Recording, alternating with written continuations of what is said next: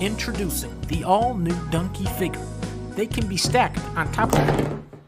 It's still pretty cool. Better come to Donkey Castle. Better come to Donkey Castle. Better come to Donkey Castle.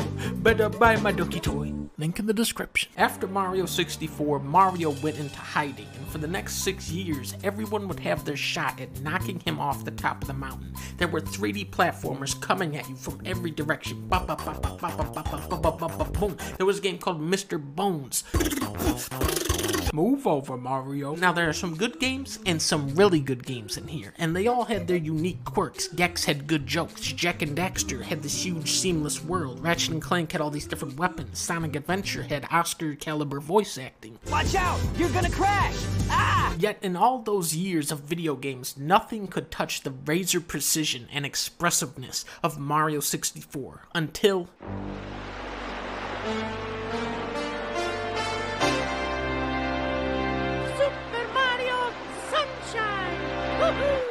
The triple jump is back, the somersault, and the dive, but now you can bounce out of a dive to go further, or you can shoot some water out in front of you, dive into it, and slide super fast, or you can do a spin-a-rooney blast. It's so buttery smooth and responsive that you can sink hours into this game just toying around with the movement. Then there's Flood the Talking Hose, which is a robot that Mario hooks himself up to.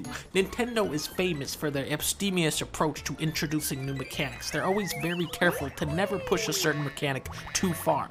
But what's cool about Flood is that it just completely bypassed that part of development. This shit is fucking insane. There was absolutely no restraint in implementing this thing. Wanna hover around and break the whole game? Alright, go ahead. What's that? You wanna use the rocket jump? See, you want the turbo nozzle? Oh.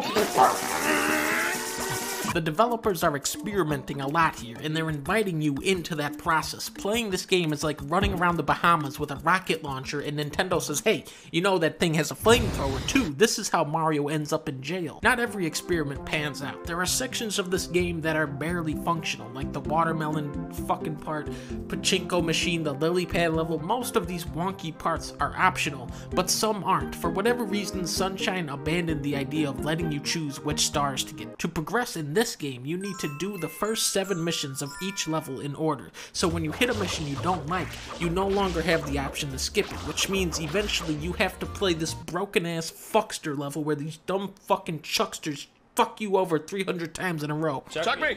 Yeah! I'm feeling I screwed it up again! Yes, I totally did! Chuck me! No, not from there! Chuck me, you chuckster! Yeah! Alright, most Mario games are going to take you all over the world, from deserts to the Arctic and even to the cement area, but Mario Sunshine is dedicated entirely to being a luxurious tropical vacation. Sparkling water, palm trees, and warm sand as far as the eye can see. There's even sand in space! Delfino Plaza is hands down the coolest hub world ever in a video game. There are so many little secrets and details, like those blue birds flying around, which are actually coins, swinging pirate ship rides, bouncy ropes that account for momentum, water slides, racetracks, perilous construction beams, coral reefs, mazes that spring out of the walls. It's amazing how much personality they were able to give each level while staying within the constraints of one unifying theme. Bianco Hills is like,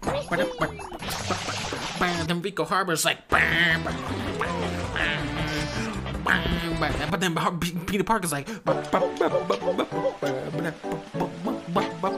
Inoki Bay is like, boom, boom, boom, boom. Super Mario Sunshine isn't as polished as other Mario games, but it has a lot of personality, and with the dreamlike pairing of deep, exciting movement and memorable levels, of course this game is a masterpiece. Oh, cut the, what the fuck are you, piece of shit? Oh my god!